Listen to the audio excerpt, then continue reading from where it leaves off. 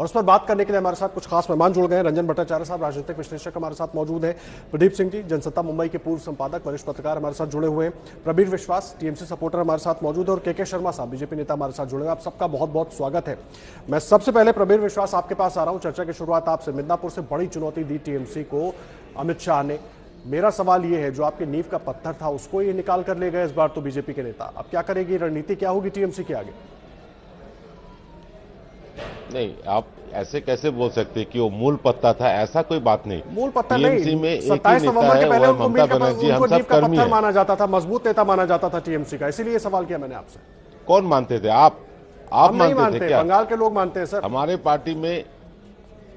Party में एक ही नेत्री है, वो ममता बनर्जी। बाकी सारे कर्मी है, हम सारे कर्मी हैं। उसमें से ये इलेक्शन के समय भागदौड़ मच रहा है, दो चार इधर उधर जाएंगे, ये जाहिर सी बात है। इसमें कोई नई बात नहीं है। आप देखे होंगे उत्तर प्रदेश के चुनाव में योगी आदित्यनाथ जी जब चीफ मिनिस्टर होने वाले थे, उस समय भी भागदौड़ मचा था, लेकिन उससे आदित्यनाथ जी का कोई फर्क नहीं पड़ा। और बंगाल में भी कुछ फर्क नहीं पड़ेगा। कोई फर्क नहीं पड़ेगा। चलिए, बड़ी बात आप कह रहे हैं। के शर्मा, में एक मिनट मैं आ रहा हूं आपके पास। के शर्मा साहब, कोई फर्क नहीं पड़ेगा बंगाल में, लोग टूटते हैं, ये साफ कहना प्रबीर जी का। नहीं, ठीक है, ये ऐसा मानते हैं प्रवीर जी, तो इसमें हमें आपत्ति कुछ भी नहीं है आदर्श जी। लेकिन जो उदाहरण उत्तर प्रदेश का दिया, वो उदाहरण उनकी जानकारी में गलत, उनको इसकी जानकारी नहीं है। ऐसा कुछ भी नहीं हुआ था। लेकिन मुझे प्रसन्नता है कि यदि वो इसके बावजूद यदि वो रखते हैं तो आए, जनता को फैसला करना है। जनता जो है, देखिए वहां स्पष्ट है।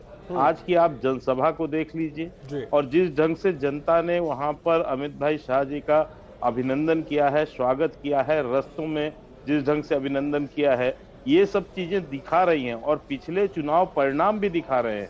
जो अभी लोकसभा के चुनाव हुए उसमें आपने देखा, हम 40% वोट बैंक पर है, 4% से 40% हो गए।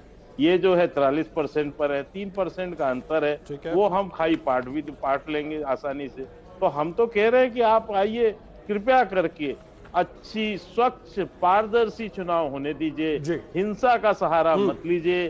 पुलिस प्रशासन को अपने अस्तित्व बचाने के लिए हिंसा का औजार मत बनाइए। आइए, एक जो है लोकतंत्र है, चुनाव लड़िए और कम से कम वहां पर। ठीक है, बहुत पॉजिटिव और उत्साहित नजर आ रहे हैं आपके के शर्मा साहब। और जाहिर सी बात है, आज कई नेता बीजेपी में शामिल हुए और जाहिर सी बात है उत्साह बीजेपी का हाई है पश्चिम बंगाल में। मैं आऊंगा आपके पास फिर से। और देखिए, दो खास मेहमान और जुड़े हुए हमारे साथ, रंजन भट्टाचार्य साहब और प्रदीप सिंह जी भी हैं। रंजन जी, मैं सबसे पहले आपके पास आ रहा हूं। प्रबीर जी ने कहा कोई फर्क नहीं पड़ता, इधर काफी उत्साह जो के शर्मा साहब का दिखाई दे रहा है। मुझे एक बात बताइए, बंगाल की राजनीतिक लड़ाई जो है वो किस करवट दिखाई दे रही है, या कितनी और ये हाई वोल्टेज होने वाली है? कैसे देख रहे हैं इसको?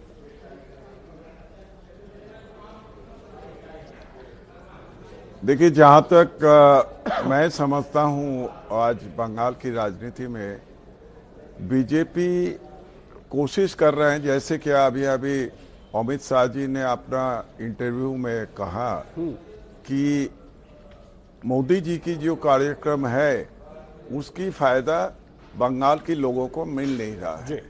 क्यों नहीं मिल रहा है?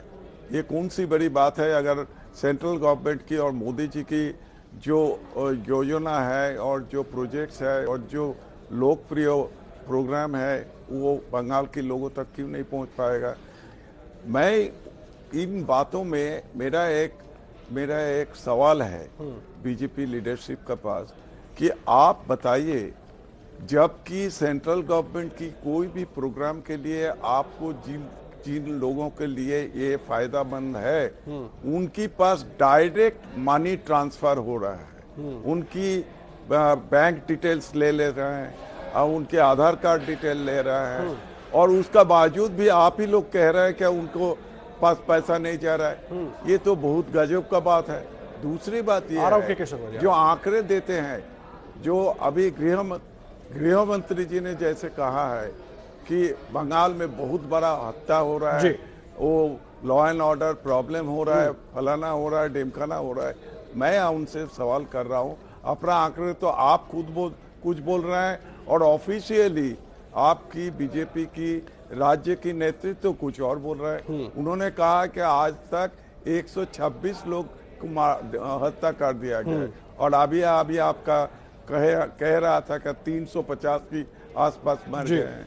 ये मतलब देखिए, मिसलीडिंग इंफॉर्मेशन, जो सही बात नहीं है वो कहना नहीं चाहिए। जवाब ले लेते हैं। कुछ इस तरह का हो रहा है रंजन जी तो जवाब ले लेते हैं। के शर्मा साहब जुड़े हुए हैं। के शर्मा साहब, मिसलीडिंग इन्फॉर्मेशन, रंजन जी का ये कहना है, क्यों मिसलीडिंग इन्फॉर्मेशन बीजेपी की तरफ से दी जा रही है बंगाल के लोगों को, वो चाहे डायरेक्ट ट्रांसफर का हो, बेनिफिट ट्रांसफर का हो, या फिर जो कार्यकर्ताओं की बात कर रहे थे रंजन जी अभी?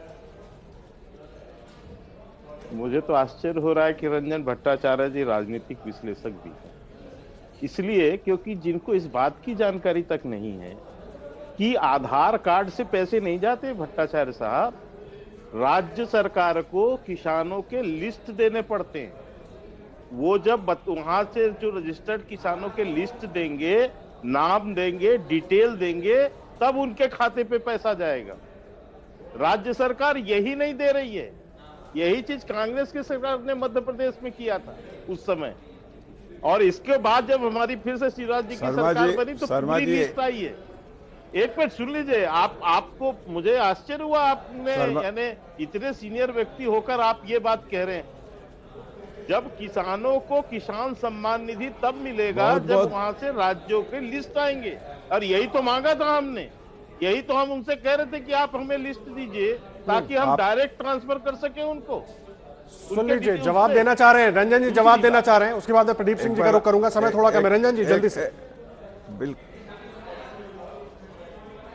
बात ऐसा है, अगर मान लिया जाए कि राज्य सरकार ने अभी तक आपको लिस्ट नहीं दिया, आधार कार्ड की डिटेल नहीं भेजा, बैंक पे डिटेल नहीं भेजा, अगर ये सच है तो ये कौन सी बड़ी हंगामा है कि सेंट्रल ठीक है, इस पर बात करेंगे। रंजन जी, बीच में आपको रोक रहा हूं, प्रदीप जी भी हमारे साथ जुड़े हुए हैं। ब्रेक के बाद उनसे भी बात करेंगे और उनसे भी पूछेंगे ये जो राजनीतिक दांव पेच, जो बयानबाजी हो रही है, इसके मतलब क्या है, मायने क्या है बंगाल की राजनीति से जुड़े हुए। लगातार पश्चिम बंगाल में जो राजनीतिक स्थिति बनी हुई है, आज जो कुछ जनसभा में कहकर अमित शाह ने हमला किया टीएमसी के ऊपर, उस पर हम बात कर रहे हैं। तमाम खास मेहमान हमारे साथ जुड़े हुए हैं। प्रदीप सिंह जी, मैं आपका रुख कर रहा हूं। ब्रेक पर जाने से पहले आप तमाम मेहमानों को सुन रहे थे, मेरा बड़ा सीधा सवाल है, चुनौती है टीएमसी के लिए, जैसे प्रवीण विश्वास कह रहे हैं कि कोई फर्क नहीं पड़ता? नहीं, देखिए, अब वो अपनी पार्टी की ओर से बोल रहे हैं तो उनको तो ये बोलना ही चाहिए, कोई फर्क नहीं पड़ता। वो चुनाव से पहले हार क्यों मान लेंगे, और किसी पार्टी को नहीं मानना चाहिए। तो इसलिए उनका कहना तो जायज़ है, उनके पार्टी के प्रवक्ता हैं, पार्टी की ओर से बोल रहे हैं, सिंपैथाइजर हैं, तो वो तो बोलेंगे। लेकिन आपको ज़मीन पर चुनौती साफ साफ दिखाई दे रही है।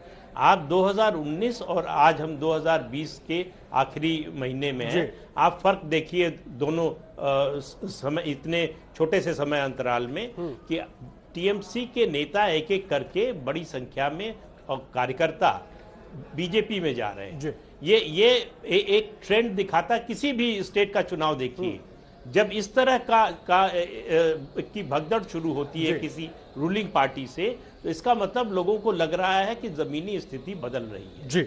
और ये सामान्य बड़ा व्यवहार है, लोगों का प्रवृत्ति है कि उगते सूरज को सब सलाम करते हैं। बीजेपी लोगों को लग रहा है कि सत्ता में आ सकती है, इसलिए उधर जा रहे हैं। इसका जवाब ले लेते हैं प्रवीर जी। देखिए, पहले तो आपको देखना पड़ेगा एक पार्टी से दूसरे पार्टी में लोग जाते किस लिए है। एक तो आइडियोलॉजी के लिए जाते हैं, दूसरा कोई डर से जाते होंगे, या तो प्यार से या तो डर से। अब जो लोग दो तीन लोग गए हैं, वो प्यार से गए या आइडियोलॉजी की वजह से गए, मुझे 6 विधायक आपके गए। अगर आइडियोलॉजी की वजह से जाते हैं तो नहीं, मैं बता रहा हूँ आपको, 10 ही जाए, मान लिया आपके बात मान लिया, 10 गए, 15 गए, जितने भी गए वो किस वजह से गए, आइडियोलॉजी की वजह से। आज 10 साल बाद उनको आइडियोलॉजी याद आ रहा है या कोई डर से जा रहे हैं? पहला तो बात है, जी, वो तो कांग्रेस से जब टीएमसी बनी थी तब भी आइडियोलॉजी की तो लड़ाई थी। देखिए, कांग्रेस और टीएमसी की आइडियोलॉजी में बहुत फर्क नहीं है, लेकिन लड़ाई तो आइडियोलॉजी की थी जो बात आप कर रहे हैं, जमीन आसमान का फर्क है। ठीक है, लेकिन मैं आपको बता रहा हूं ना, ये आइडियोलॉजी आप कहां से याद आ गई? ये 10 साल बाद, 10 साल का मंत्रित्व करने के बाद, 10 साल का पश्चिम बंगाल का हर एक सुविधा लेने के बाद आज उनको आइडियोलॉजी याद आई? नहीं, ठीक है, वो डर से जा रहे हैं या तो कोई प्रलोभन से जा रहे हैं। चलिए, लेकिन जिस तरह के दावे हो किए गए बीजेपी की तरफ से, और जाहिर सी बात है तृणमूल की तरफ से उसके जवाब भी दिए जाएंगे, और प्रवीर जी भी जिस तरह से कह रहे हैं कोई फर्क नहीं पड़ता, लेकिन हमारे साथ जो राजनीतिक विश्लेषक है उनका मानना है कि चुनौती जरूर दे दी गई है, और बीजेपी आश्वस्त है कि जो स्थिति दिख रही है बंगाल में वो बीजेपी के फेवरेबल है। आप सबका बहुत शुक्रिया हमारे साथ जुड़ने के लिए, इस पूरी बातचीत के लिए बहुत धन्यवाद आप सभी मेहमानों का।